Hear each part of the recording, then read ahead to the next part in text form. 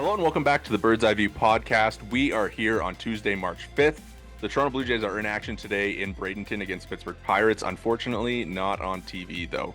I'm your host, Zach Worden, joined as always by Jori Negin-Shecter, and we on the Bird's Eye View podcast are, of course, notoriously Team Brannen, so we had to get Ryley Delaney on the pod to talk a little bit of prospects today. Brannen, thanks so much for joining us. Hi, happy to be here. So Brannen, writer for Jays Nation, Oilers Nation, and Flames Nation. And for Jays Nation, he puts together a top 50 prospect list, and we're going to talk through that a little bit today. Before we get into that, Brannen, though, I just kind of want to pick your brain on your process for ranking prospects and how you go about making this top 50 list. I look at the other list too, because I have a doc with all the lists that I've made since I think the start of the 2022 season. So I look at that first, and then okay, do I have to add anyone? If I add anyone, it's usually at the back. Unless someone breaks out. So like Alan Roden kind of broke out last season, so he was a big riser. He went from 30th to 12th to 7th, for example. So I look at the high risers if they need to be risen. The new players too, like that they signed at the international free agency as well. They made the list too. So basically, just I go by MLB readiness. Which is why Spencer Horwitz is always high on my list. And then also ceiling comes next, probably floor, all that fun stuff.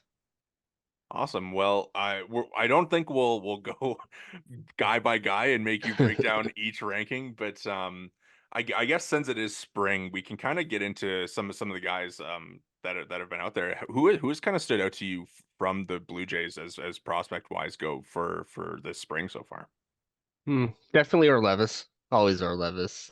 Even though he hasn't hit a home run against Philadelphia, which he usually does in spring training, just his swing is so nice, and I think he's really developed the hit tool as well the past year or so. Chad Dallas definitely too. I know people rave a lot about the slider, but I've always been a big fan of the curveball, and now that he's added a cutter to throw the left-handed batters too, I think that's really helped him out. Uh, Alan Roden too, hitting a home run against the left-handed batters, very encouraging. What do you think of his new stance? I think it'll probably unlock a little bit more power. I think that's what they're trying to do with all the stance changes. But Yeah, I think it's definitely hit tool, and then hopefully he can develop well defensively in the outfield too. Because then I think you got a everyday player. we I was just gonna say we kind of had a conversation last week about the potential Buffalo Bison's outfield for this year, kind of being potentially Lantigua, Robertson, Roden. I mean, for you as a guy who watches a lot of Blue Jays minor league games, what do you kind of think of the potential, like the group of outfielders that is kind of coming up right now? It's a lot better than where we were like 2 Yeah. years ago, if you think about it. I mean, you got Roden now.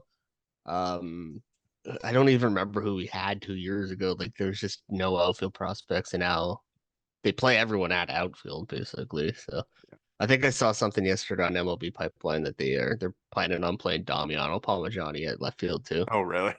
which is yeah. That entire team is just going to be stacked with like good prospects too.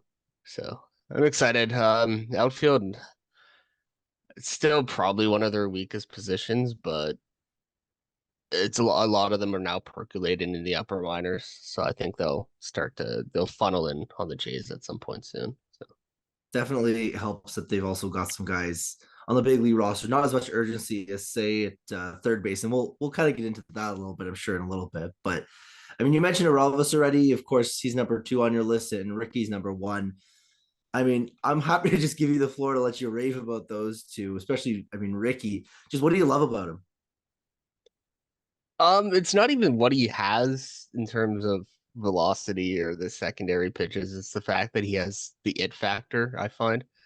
I think it's only going to be a matter of time before he becomes an ace, and rather than if he becomes one. It's just the stuff, the attitude. Oh, he's such a good pitcher, man. He almost didn't make my list at the start of the 2022 season. I think the only reason why he made it was because Kevin Smith was traded, and I was like, oh crap, I don't know who to put there. So I put Ricky Tiedemann, and then he had that season in 2022, and he was still really good last season too. He had a FIP under 2 for the entire season. So Yeah, he gets results, and he has the stuff. What else can you ask for other than no injuries? But yeah. What do you so on that, but as far as he goes in terms of this season, obviously last year kind of around the 60, 70 inning mark in total. What do you kind of expect to see from him at least to start the year, and potentially when we might be able to see him on the major league roster?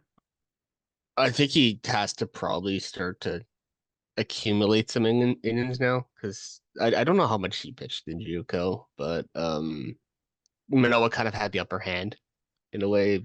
He only pitched like 35 innings in the minor leagues, but Tiedemann he didn't have that NCAA college experience. So I think he's got to start picking up more innings, go 6 innings deep, because I think the longest he's gone was 5. And then depends on injuries. I don't think the team is going to be as healthy as it was last season. If you're getting to Ricky Tiedemann based on just the need for starting pitchers, the season's gone pretty much awry. But I think probably towards the end of the summer, he could probably contribute in the bullpen. Get a guy throwing 99. Like, what more can you ask for? Yeah, I think the floor there is elite reliever, so I don't imagine bringing him up would be a problem for It'd this be Blue Jays cool if team. he, like, obviously want him to become an ace, but like Yeah. I think he could be somewhere around Josh Hader in terms of stuff just alone. Obviously, he may not hit that floor, but yeah, Yeah, there's a lot to like with Tiedemann. I mean, the Chris Sale path, obviously he gets a few Chris Sale comps, and Sale started off as a closer too. So not that I think that it'll kind of be a similar journey there, but just something that did happen for a lefty like that. Yeah. I guess kind of moving on with your list, I'm curious, like, who do you plant your flag on as the guy that you're higher on than everybody else that you think is going to be that impact player at the next level? I honestly think it's Damiano Parmigiani. Yeah. Man, he's getting up there in other rankings, but like I've had him in my top 10 for like the past, like, since I think the mid-season 2022. He's just, the power is real. I find he adjusts really well at every level too. Yeah.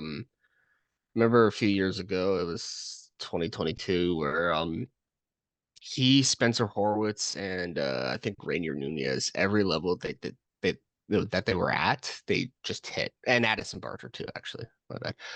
Um, once he got to AAA last season, he was hitting. I think that being able to adjust like that will definitely help him. And when he gets to the big leagues, I think he's a dude. I think also his defense has been improved on. I know how much he works on it as well. Power's there, eyes there. His hit tool is probably lagging behind the power tool, but yeah, he's my guy. Do you see in a universe that he is the Jays starting third baseman by the midseason classic or into August? I would assume that he's probably behind Orlevis and Barger right now. I don't know where they plan on playing them, but I think all 3 of those guys have a good shot at eventually contributing at some point this season. Yeah, they just have so much depth in the infield that it's kind of hard to call them up, but they kind of need some prospects to start to fill out the roster. Yeah, well, I mean, obviously, like I mentioned, third base seems like where a lot of these guys kind of are living. You've got Barger, you've got Parmigiani. Is there anywhere else maybe around the diamond that you see kind of a guy? I mean, you've got obviously Schneider up there as your number 3 prospect. Are there any other kind of holes that you see anybody really kind of flying up the ranks towards? Maybe relievers, honestly. TJ Brock is a good candidate. Connor Cook. I like Mason Fluharty, even though he's not on my list. Just a lot of Hagen Danner, a lot of good relievers that can easily fill the gap next season. Saw something about Haynes Santos maybe even becoming a reliever in his sliders. Fantastic too. In terms of position players, definitely not catcher. Don't have any of those. Maybe outfielders could push the envelope too. They kind of still need a 4th outfielder, so maybe Roden breaks through at some point soon, or Schneider gets more playing time in the outfield. I'm not too sure, but yeah. Third base, second base, outfielder, relievers. I think they need prospects to start to come through and make an impact. I'm kind of curious on the pod, at least. Well, at least I've maybe kind of been maybe a little pro Will Robertson, and you have him 48 on your list. I'm kind of curious what your thoughts are on him. As like, do you think that he could be a major league player? I think he'll have to drop the K rate still, but I was encouraged by what he did last season because I was watching him in like 2022 as well, and he just struck out a lot. He had the power. Um, he hasn't showed off that speed that was, I think, a little bit prevalent earlier in his career, but the power is legitimate. AAA is going to be a challenge for him. If he can drop the K rate, I think that he could maybe push for a spot too. It's gonna be a big year for him. Yeah, I mean, obviously he like had the great second half at Double A last year, and then played pretty well in the Arizona Fall League. I mean, for Yeah. you having watched him for so long, like were there any specific adjustments that you kind of noticed? Like, was there a like a light bulb moment that you think for him, or was it maybe just kind of being a little bit older at those levels than most of the guys? I think it's just coming around to experience. It was kind of the same for Levis as well. Double A's going from high A to double A is probably one of the hardest jumps next to double A to triple A. Yeah. So just having been there for an entire season the year prior, I think helped him realize the adjustments he had to make. Didn't watch a ton of double A this season, but from what I watched, I think he was just more experienced and he was able to get a hold of more pitches. Cool. Yeah, yeah. So, I mean, we asked you about a guy that you're higher on than everybody else. So, I guess we'll do the flip side. Who are you a little bit lower on Uh, than kind of seems to be consensus on in the system? I, it's a hard question. Not asking you to crap on anyone, but just No, I think probably I was a little bit lower on Hayden Yinger before most people were. I like his stuff a lot. Like I think he's mid 90s with the fastball and his changeup kind of made me appreciate a changeup. But he just gives up a lot of homers and it's worrisome sign. I think he can easily turn it around, but it's a worrying sign. And yeah, I think you'll have to spend another season in AAA yeah.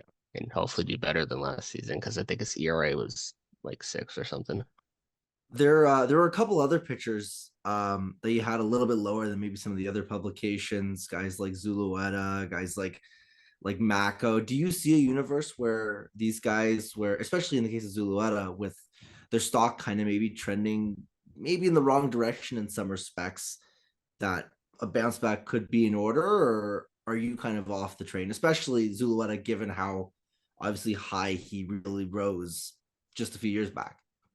The stuff is just so intriguing with Zulueta with the fastball, and then also the even the secondary stuff is good. It's just the walk rate that he's had an issue with for the past 2 seasons, and it makes sense because he missed 2020 with COVID and all the COVID impacted season, and then also Tommy John, and then the first inning of his uh stateside debut, I guess, because he played pro in Cuba. blow out his ACL or something. So it kind of makes sense why his walk rate is so high, but you kind of wish that he found a way to drop that a little bit this season, and then also the drop in K rate was also a little bit concerning. So that's why he ranked lower for me. But I think definitely he definitely can bounce back. Anyone that throws 100 miles an hour is kind of like You can't say that's no.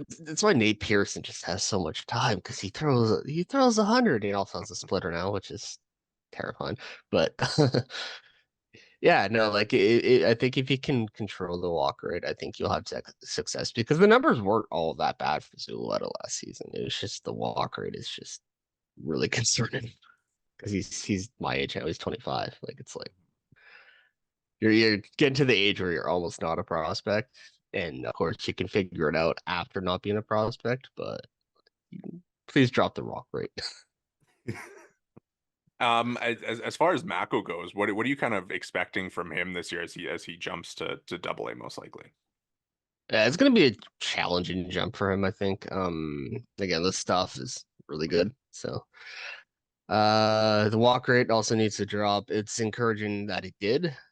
And the fact that he was healthy the entire season is also a really encouraging sign because I think the Jays do a really good job of keeping people healthy.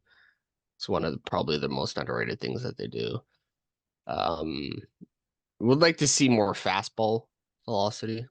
Curveball's nasty. It's disgusting. It's one of the best in the organization. All his secondary stuff's pretty good too. I like the changeup. I like the slider, but the fastball would be nice. Dropping the walk rate, and staying healthy because he needs to stay healthy at this point in his career. Yeah, I know. Like obviously, like talking to him a little bit, he said coming into last year that yeah, like staying healthy was his number one priority and being able to pitch through an entire season. So I think that was a nice step for him last year, especially being able to figure it out later in the year and kind of put together that stretch. So he should be Great interesting to second watch. half. Yeah, exactly. I think up to like 39 K rate or something like that. His walk rate jumped back up, but he was pitching phenomenal. So it's a very encouraging sign. That's why That's they added sweet. him to Yeah. the 40 man. Yeah, exactly. Um, as far as kind of like you mentioned, Ricky Tiedemann like shooting up the board in 2022, Roden doing it last year. Who do you think is as kind of the potential to do that this year? Landon Morotis. Landon I don't know Morotis, if I yeah. pronounced his name, but yeah, I was reading MLB Pipeline yesterday. He's sitting, which is a lot different than averaging, but he's sitting 93 to 95, and it's just like that reminds me of Ricky Tiedemann when he when he didn't pitch his first season. I think Michael Dominguez is another name that I think people are going to start to pay attention to as well because that slider is gross. Like it doesn't bend down, it bends across, and it's even watching it's like what the what the heck is that? So yeah, I'm pretty big on Michael Dominguez too. Lazaro Estrada, I think will finally get a single A. Curveball is the best. I've said a few times in this podcast already. One of the best pitches. He has the best curveball. The spin rate is like 320. Sorry, no, 3,200 RPM. It's Wow. insane. Fastball, a lot of spin on it. I think it sits like mid 90s, and also the slider is pretty good too. So I'm pretty big Lazaro Strata guy too. Just gonna look at my list here. Kendry Rojas, I had a lot lower than most people did actually, in fairness, but been big on Kendry Rojas since his first season too, because I think he walked like two people or something like that in his first season. So yeah, I was big on guys that don't walk a lot, and high velocity is good too. Yeah. The big picture Always. guy. How about I mean, obviously the whole Davis Schneider experience last year was so unique in so many capacities. But as far as maybe older prospects, guys higher up in the system that you could see breaking out in any capacity, really, anybody that you could see following that sort of path. Older players, I think we're gonna start to see more prospect infusion. So I think that Schneider will hopefully make the team out of camp. Horwitz has a chance. Barger or Levis too. I think Raphael Antique was a guy to keep an eye on. The power, like 12 homers. That's something. I Yeah. think he's still more hit, but like he had off the top of my head, like a 17 walk rate or something like that too. And that's really encouraging sign. Other than that, oh man, I'm trying to blank. Phil Clark, maybe.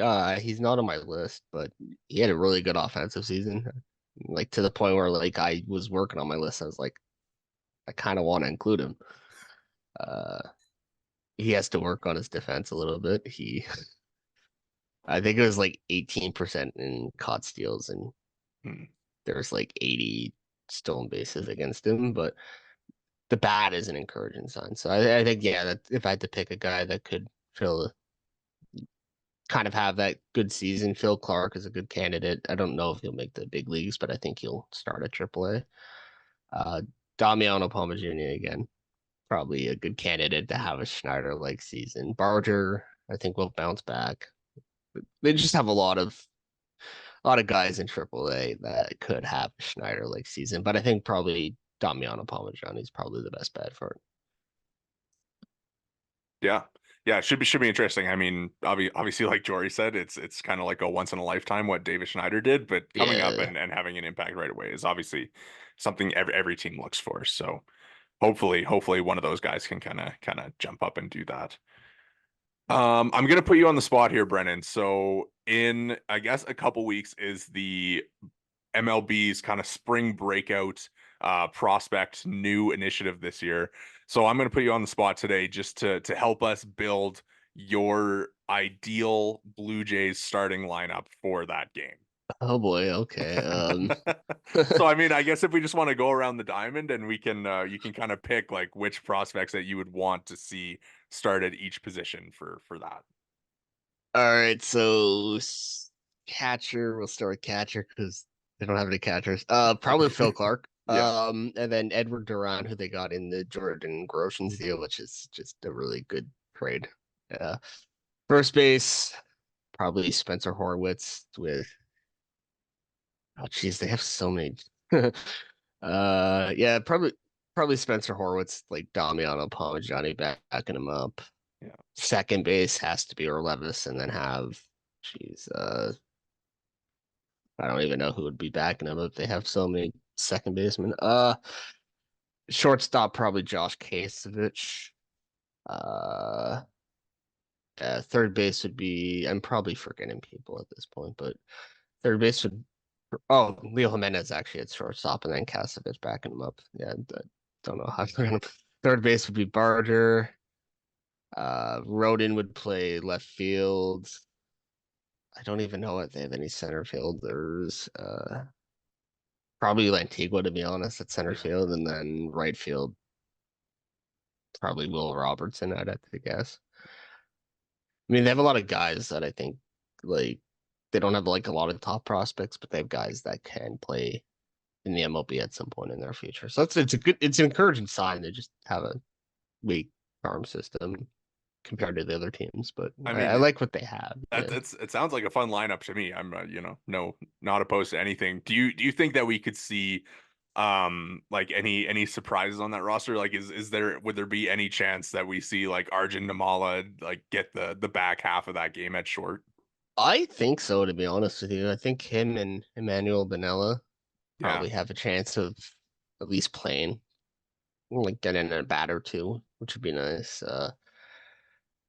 For pitchers too, I think Tiemann probably starts. And they don't have like a lot of young position player prospects right now because they went pitcher heavy last season, kind of. Tucker Tillman, possibly too.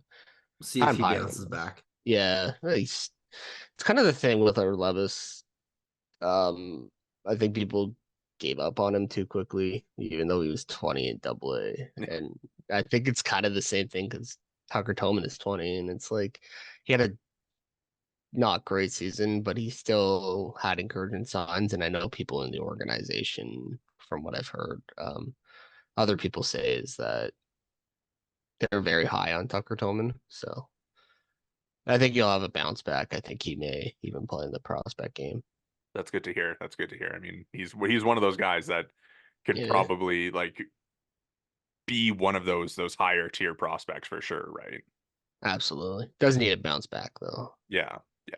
I'm kind of curious your thoughts on obviously last year's draft, like Namala, Morotis, Watts Brown, Bo Rofin. I guess if that's how you pronounce it, we've debated that. Who were you most excited by their debut, or just generally getting the pick out from last year's class? I like Brannen Oh for yeah, various reasons. yeah, A, because we share a name. B, because I really like he has a good feel for the ball and he also hits it really hard. I think that's an encouraging sign. Off the top of my head, I really wanted them to sign Sam Kulisayam, I believe his name is. He was yeah. one of their later The, picks. the the Air Force guy, right? I really like when they draft first baseman that could have a better hit tool than power tool. Spencer Horwitz, good example. Yeah, I was yeah. gonna say. So I was sad when they weren't able to sign him, but even Underslot and Arjun Namala, like Yeah.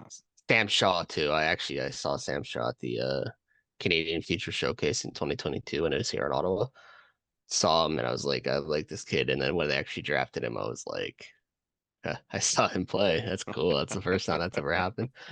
I think he ranked 29th on MLB Pipeline, and I was like, I think he's a dude to watch out for too. Yeah. Yeah, we were actually in Ottawa as well, so for that What a, one.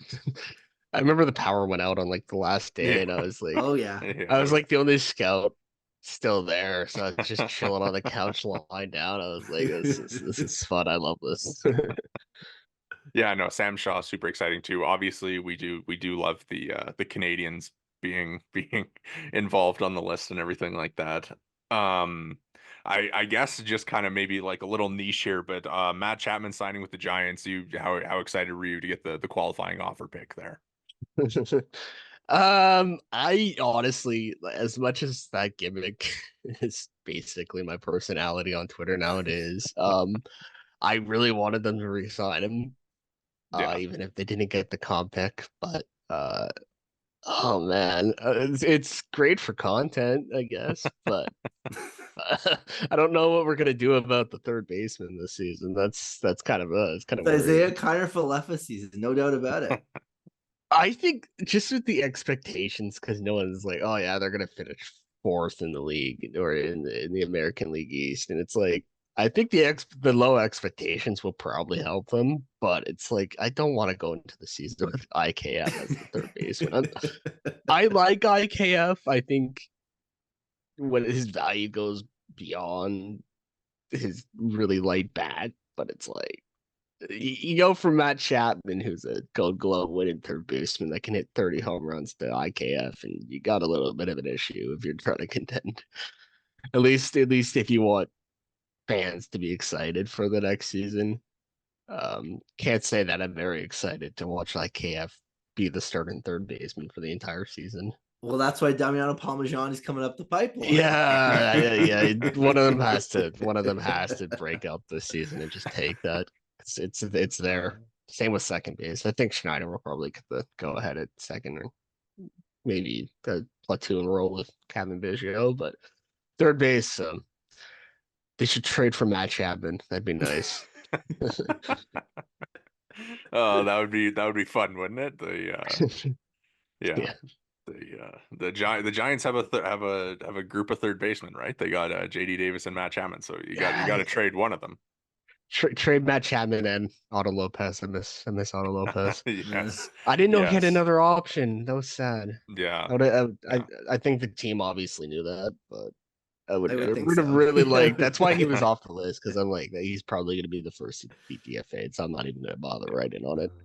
I mean, you got to choose between Otto Lopez and Wes Parsons, and they picked Oh, Otto. I keep forgetting Wes Parsons is on the 40 man. I'm like I don't know why. I think they see something in him because he was averaging like 95 miles an hour on the fastball yesterday, but it's like, how is he still on the roster? I thought they got rid of him before Yeah. the end of last season. But Yeah, after the very exciting game 162. I don't even remember anything from that game other than Wes Parsons started it, but he's probably the first to be DFA'd, honestly. If they sign or trade anyone.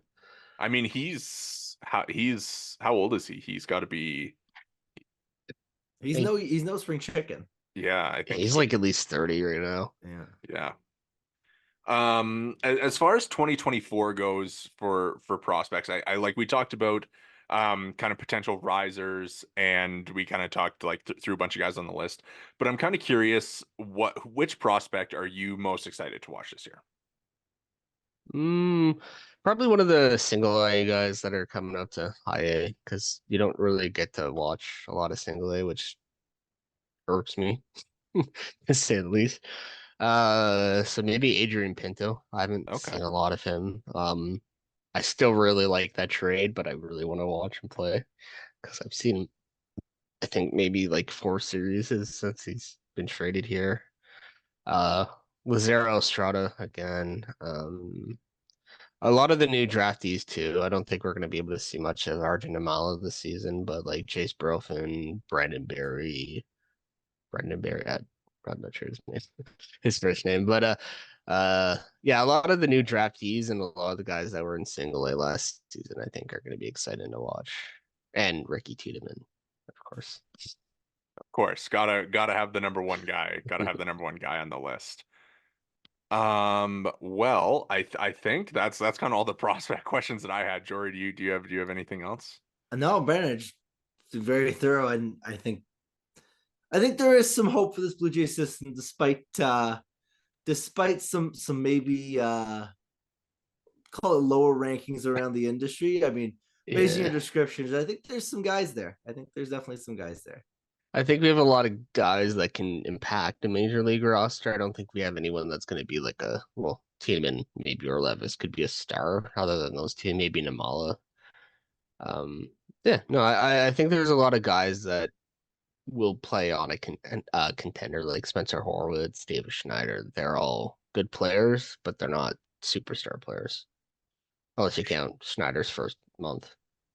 We do here. We absolutely do. We do. Oh man, I was saying before, it's like it's not a matter of if he makes the big leagues. Like I think back to the last off season, I was like, it's not a matter of if, but when. Yeah. And then he had that season. I was like, I was not expecting that season from him.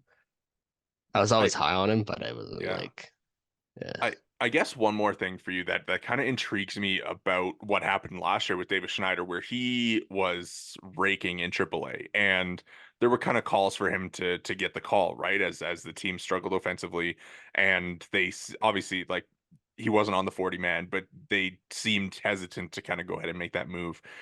Does it concern you at all that they like kind of have taken so long to get some of these guys into the majors and give them a shot? I think with a guy like Barger, maybe, honestly, even Spencer Horwitz, I would like to see him. So I could stop ranking him 5th and everyone gets mad at the list. But I think a little bit. I think they like to hold on to some guys that they probably could trade, because they do have a lot of infielders that are ready to play. It's just like you look at Houston or LA, they always promote their prospects when they're ready, and you have a lot of guys that have been ready for a little bit that probably deserve an opportunity. Like Rafael Antigua probably could be in over Santiago Espinal, for example. And then you go out and sign IKF instead of Matt Chapman. But anyway, yeah, I think that they are pretty hesitant sometimes, and that could be a detriment. Because, like, if you look at Houston, they let Carlos Correa go and then replaced him with Jim Pena. It's like, I think a contender has to be able to do that. And they just let these guys sit in the minor leagues for a little bit longer than I would if I was the GM, but also probably not why I'm a GM. So Well, we'll see. Hopefully they get it moving a little bit more this year, I guess, with a couple more openings and spots where playing time will hopefully be available. So, Brannen, thank you so much for joining us. This was awesome. Really enjoyed getting some of your thoughts on your list and talking through some prospects. We love doing the prospect talk here. So, thanks so much for Anytime. joining us. I had fun. Thank you. Thanks for All having the me. best. Awesome. Thanks, man. That's Brennan Delaney. You can follow him on Twitter or X at Brennan_L_D, and he is a writer for Jays Nation, Oilers Nation, and Flames Nation. All right, welcome back. Thanks again to Brennan for joining us. Really enjoyed that conversation with him. Love some prospect talk, and I think one thing with the Jays system is obviously it does get a little bit of bad rap, and I would say that I think it's a little bit deeper than it gets credit for. Yeah, the way Brennan kind of outlined the Blue Jays system, I think kind of details exactly what you're kind of looking at. It's very clear that at the top of the system, it's kind of Ricky Tiedemann and Aurelvis Martinez and a whole lot of maybes, but it sure sounds like there's a lot of nice guys kind of lower in the minors percolating, and it might take a little bit of time for that to begin to bear fruit, but it gives you a bit of a sense of optimism that Yes. even though it might not be the deepest farm system right now, it's not barren by any means. Yeah, a little bit of hope is always nice. Before we get out of here for the day, a couple news and notes to get to from Blue Jays camp. Some injuries, of course, the starting rotation. Alek Manoah, shoulder soreness, cranky shoulder. Kevin Gausman, shoulder fatigue, and Ricky Tiedemann returning after his hamstring tightness to throw again. All of them have thrown in the past couple days. So, how concerned are you about some of Yeah, these? Yeah. I mean, the concern level, because it is shoulder, is obviously there. And especially I think in Manoah's case, because we'd heard a lot, of course, about him being like, I'm injured, and no, you're just bad, and oh, it's my shoulder. And I think he might have got a cortisone shot last year. So there was a lot of shenanigans with him. So any setback with him is problematic.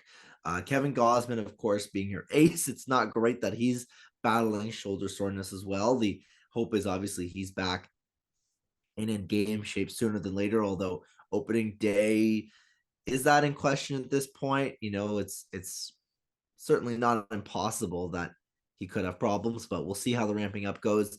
Tiedemann, I think, even though he's recovered nicely from it, is the most concerning, because this is, again, he's having trouble staying healthy, and it's becoming a bit of a repeated pattern. And we talked about this a little bit with Brennan. It was kind of mentioned in passing that this guy needs innings, and spring training innings, maybe spring training, but they're still innings. So he's the guy of those three that I would say concerns me most. Each in their own unique way, though, are a little bit kind of disastrous.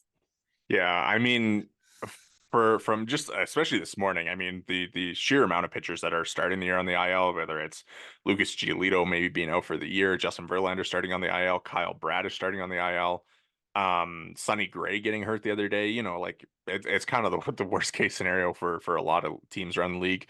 So I think for the Blue Jays, like having some shoulder fatigue and having the guys still being able to throw is of course good news, and having it be shoulder and not elbow is also a good sign.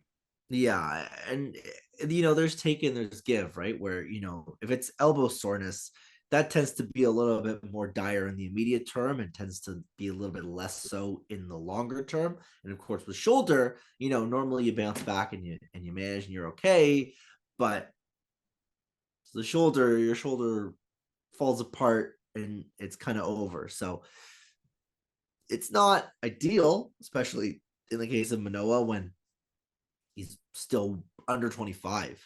But it's actually, is he 26? Whatever. The point is that he should not be dealing with shoulder soreness this early in his career. And yet here we are. Yeah, I don't think it's necessarily that surprising considering like how last year went, where he, didn't have a full season's work, right? So kind of like getting back into it as the season starts out, maybe to be expected a little bit. So like not super concerned obviously at this point, and we'll see how it goes. Like there's a lot of time before opening day for all these guys anyways, and we'll see. Like Gosman may be the only one of those three that's an opening day roster guy. Oh, for sure. And it also opens the door, right? We've heard a lot about now Bowden Francis getting opportunities, and he suddenly has become a focal point of spring, even after a subpar first outing. And maybe he now is part of the rotation, and it changes the complexion of Blue Jays camp. Yeah. If you had to put like odds on, who's the Blue Jays fifth starter, and it almost feels like you would be like at even money for Manoah and Francis at this point. Yeah, and it'll depend on how Manoah responds. Maybe he comes back from this week and he's right back where he was before. And well, maybe not that. That was drilling batters and giving up dingers, but maybe he finds it, post shoulder injury, and the tone on his camp certainly changes. But right now, I'd probably give it about a 50-50, maybe with a slight edge to Francis. Yeah. Yeah, we'll see. I think Francis has looked good, obviously, and he has done it at the major league level in the past calendar year. So who wins that spot? I mean, again, we'll see. If Manoah, maybe that's you start him on the IL and then you bring him back after that just to kind of see where he's at. Yeah, and that wouldn't necessarily be the worst thing, right? An extended spring training for Alek Manoah to get his ducks in a row. Not ideal if you have an interruption in it, but I think your best bet is to get him fixed and back to normal, as has been well documented. So if that means a couple extra spring outings, so to speak, or extended spring training, so be it. Yeah. Other news from around the Blue Jays world, former American League MVP, member of the 2015-2016 Blue Jays, Josh Donaldson announced his retirement yesterday. We kind of had this debate in our group chat, but I guess we didn't really debate it. But is he a level of excellence guy for you? So to me, I think he is a level of excellence guy. And I think first of all, there's guys lower on the totem pole that have certainly gotten their dues. And the only other MVP, George Bell, is up there. So to me, I think Donaldson earns it just based on winning an MVP, another top five finish, and accruing. I mean, not that WAR has ever factored really into the level of excellence. He's a top 10 guy by WAR, by I believe most metrics, or he's just a hair below the top 10. He's in the mix as not necessarily the best Blue Jay ever, but certainly in terms of peak, one of the best peaks ever. And unless you want to kind of go by just he doesn't have the longevity, which is a valid argument, in terms of greatest Blue Jays ever, he's up there with them.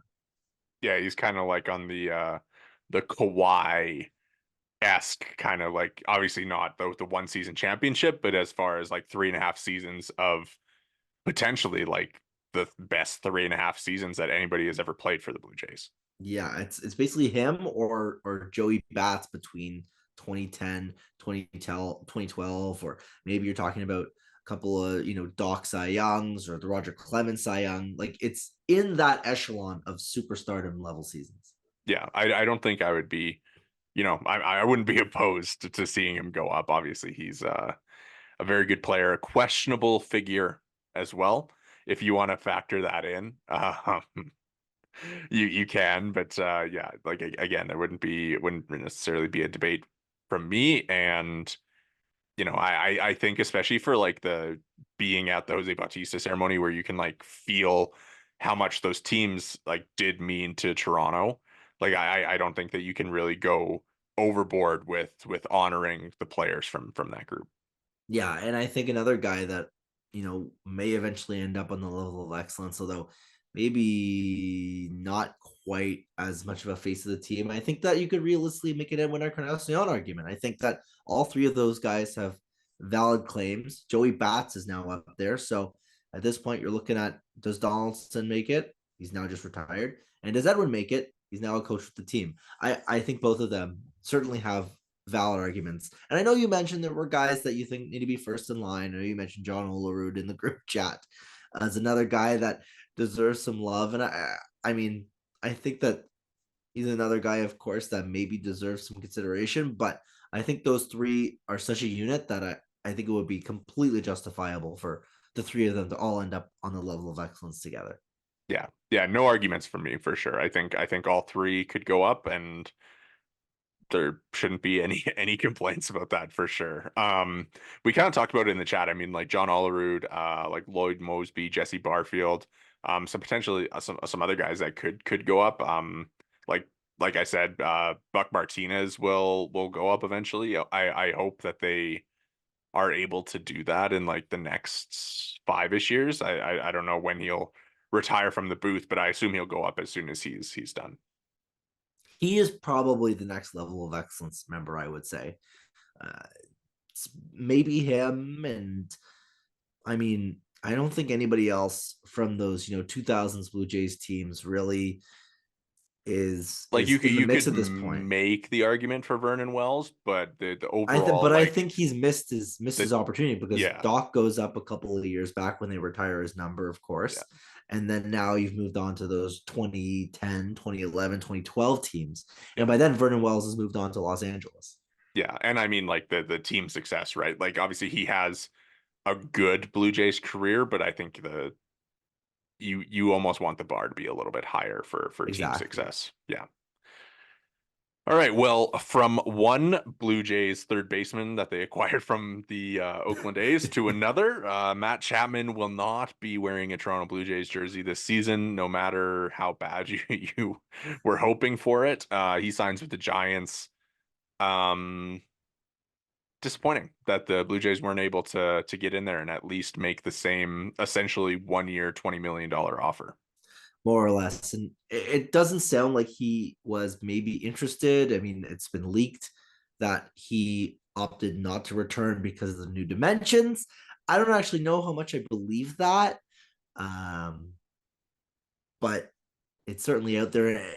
If you're a Ross Atkins, Mark Shapiro, I don't really understand why you didn't want to make this deal other than you've already penciled in Isaiah Kiner-Falefa as your third baseman. But to me, that is such an obvious misstep. Anyone can see it. And I know that, the concern was Matt Chapman's defense will decline, and with it, his value will decline. It's a 1 year it's a 1 year guarantee. You've got 2 opt-outs in there. It's nonsensical that they couldn't make it happen. And to be so married to Isaiah Kiner-Falefa for it is just perplexing. Well, maybe they can, like we talked about with Brannen, maybe they can make a deal not for Matt Chapman, but maybe like a JD Davis if the Giants are motivated to move him now. Yeah, now with a glut of third baseman, I know a team that could use a third baseman, but maybe not the one they should have been aiming for. Yeah, we'll see what happens. I mean, I think like kind of if you read the tea leaves of the offseason, like it seemed unlikely that Chapman was gonna come back, but as far as like potential fits, like it seemed like at least bringing him back would have been a nice finish to the offseason and at least put you in a better position on day one. Yeah, at this point, what you see is what you get with this Blue Jays team. And are they gonna win 90 games with this roster? It's kind of like it's confidence levels. It's all going to be on the big boys. How do they hit? They bounce back, and that'll kind of decide. Obviously, I mean, we were just talking about the pitcher, the injuries, right? So if the rotation's got to stay healthy, and then the hitters have got to perform a little bit better. Yeah, you're asking for a lot of ifs and not a lot of certainties. Yes, it'll be. We'll see. The spring training performances so far have not instilled a ton of confidence. Yeah, Vladdy's home run yesterday was that nice. Was a missile. That was a tank. That was the missile. So that more of that, please. More of that, please. Yes. Other than that, I think most of the news. Obviously, we hadn't talked in a little bit, but I think other than the actual on-field stuff, that's kind of that's been it recently. Yeah, it's spring training, baby, and catch the fever. For the 2-7, 2-8, 3-7, 3-7 Toronto Blue Jays. Very exciting stuff. All right, well, that will do it for us here today at the Bird's Eye View podcast. Make sure to drop a follow or review wherever you're listening. Subscribe and like if you're watching us on YouTube. Thanks again to Brannen for joining us today. Really great chat with him. You can follow him on Twitter at Brennan_L_D. You can follow the pod on Twitter at BEV_pod. Jori is at J Negin-Shecter. I'm at Worden_Zach. And Jake, who's unfortunately not with us today, is at Jake Brannen_. Thanks so much for listening, and we'll catch you next week.